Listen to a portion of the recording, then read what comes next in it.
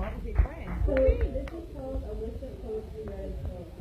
One, 1:12:17. My stomach might be shrinking, but I promise you, it is full of guilt. There's a diet, and it's called shaming yourself to eat. 1:27:17. See attention as a band-aid for the pain you are presenting. 3:26:17. I'm too tired to think about my own thoughts. 3:26:17.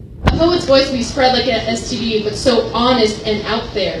3:26:17. You can't be lonely if loneliness becomes your best friend, unless you, of course, are your best friend, but let's not go there. You are too abusive to yourself. You'll become an imaginary psychopath, but to nobody else.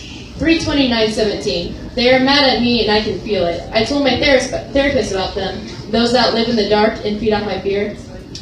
Those that wait outside my house, my window, waiting to taunt me when it is dark out.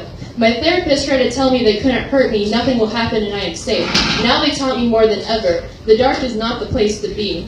3:29:17. At night, every noise I hear gets related to sex. This is what I call sexual paranoia. It takes place at night when I am trying to sleep and noise keep me up.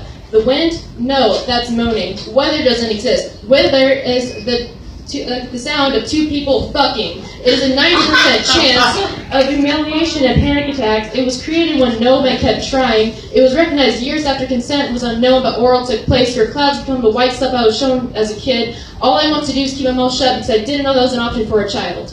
Music or TVs cannot drown out the moaning of the fearful yet taunting characters inside of me. I'm waiting for the storm to end and I'm waiting for your forecast to be over. 3:29:17.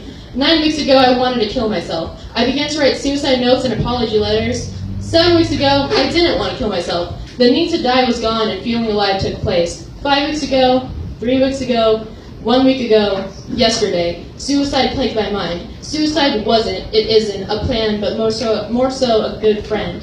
I constantly picture a person sitting in a hot bath, trying to get rid of the past by burning it off. They have a smile that is bleeding and they laugh while they are crying. Insanity is their best friend. They wouldn't be themselves without it. My pencil is a microphone for the paper. It can scream and sing out wanting to die. I don't want to die. How can I just disappear when there's so much to do? My heart cannot stop beating when there's so much to be done, so many things to fuck up.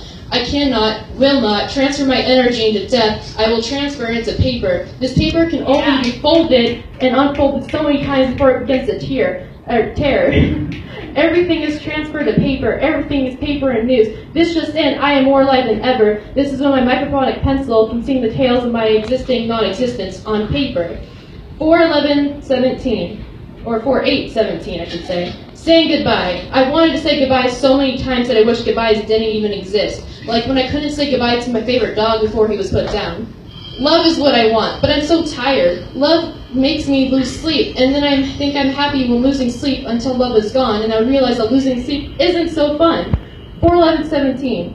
It feels good not to eat, for I love the feeling of my body's desperation. I am in control of my body. My body will no longer be what I fully am. It is a house that I can do whatever I want to do with it. It is not a prison. I feel so alive, almost too alive, so I have to begin to kill myself through sex, starvation, and bleeding, metaphorically and literally.